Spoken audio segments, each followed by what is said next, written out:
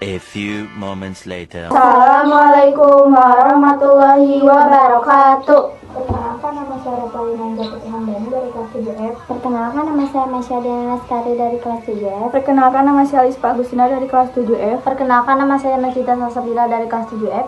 Dari sini kita mendapatkan tugas dari Bu Vina, yaitu membuat hukum Newton 1, 2, dan 3. Apa sih hukum Newton 1, 2, dan 3 itu? Hukum Newton adalah hukum yang menggambarkan hubungan antara gaya yang bekerja pada suatu benda dan gerak yang ditimbulkannya. Hukum ini terdiri dari 3 macam atau jenis, yaitu hukum Newton EI, hukum Newton 2, dan hukum Newton 3. A few moments later. Halo, saya akan menerapkan penerapan hukum Newton 1. Yang pertama, alat yang saya gunakan adalah 4 buah logam koin yang ditumpuk, lalu 1 lembar kertas. Di 2 alat tersebut kita akan membuktikan 2 pertanyaan. Yang pertama adalah, apa yang terjadi jika kertas ditarik dengan cepat? Maka kita taruh tumpukan koin tadi di atas kertas, lalu kita tarik dengan cepat. Maka di sini koin akan tetap mempertahankan posisinya dikarenakan tidak adanya gaya yang bekerja pada koin atau tidak mengalami percepatan. Pertanyaan kedua adalah, apa yang terjadi jika kertas ditarik secara lambat? Maka kita letakkan kembali tumpukan koin di atas kertas, lalu kita tarik kertas secara lambat.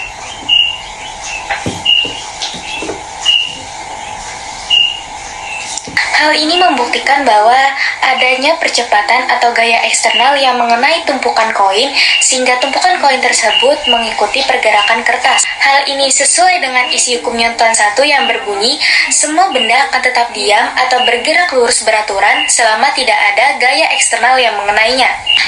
A few moments later. Halo, saya akan mempraktekkan hukum Newton 2.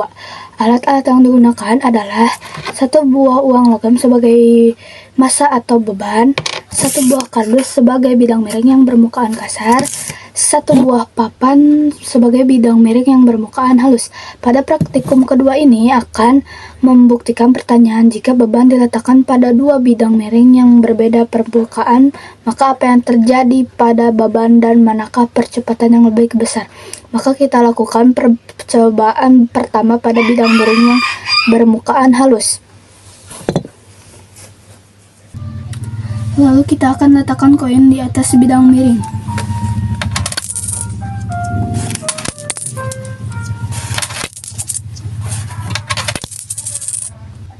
Lalu pada kedua percobaan tersebut kita dapat membuktikan bahwa apabila beban diletakkan pada bidang miring yang bermukaan halus, maka percepatan akan lebih besar dibandingkan bidang miring yang bermukaan kasar, dikarenakan pada bidang miring yang halus gaya gesek yang dihasilkan sangatlah kecil karena permukaan yang halus, dan apabila beban diletakkan pada bidang miring yang bermukaan kasar, maka gaya gesek yang dihasilkan sangatlah lebih besar, sehingga percepatan yang lebih besar dihasilkan pada bidang miring yang bermukaan halus, sesuai dengan bunyi hukum Newton 2, yaitu percepatan yang dihasilkan berbanding lurus dengan resultan gaya dan berbanding terbalik dengan massa benda.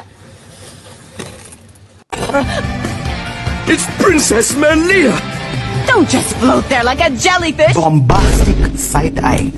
Criminal offensive side-eye. A few moments later.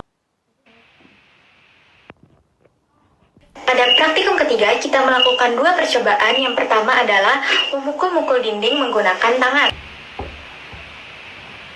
Saya merasakan sakit pada tangan pada saat saya memukul dinding. Hal Ini dikarenakan saya memberikan aksi terhadap dinding, sehingga dinding memberikan reaksi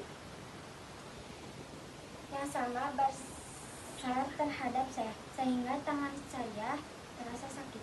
Kedua, saya akan menggunakan bola mainan yang akan digunakan.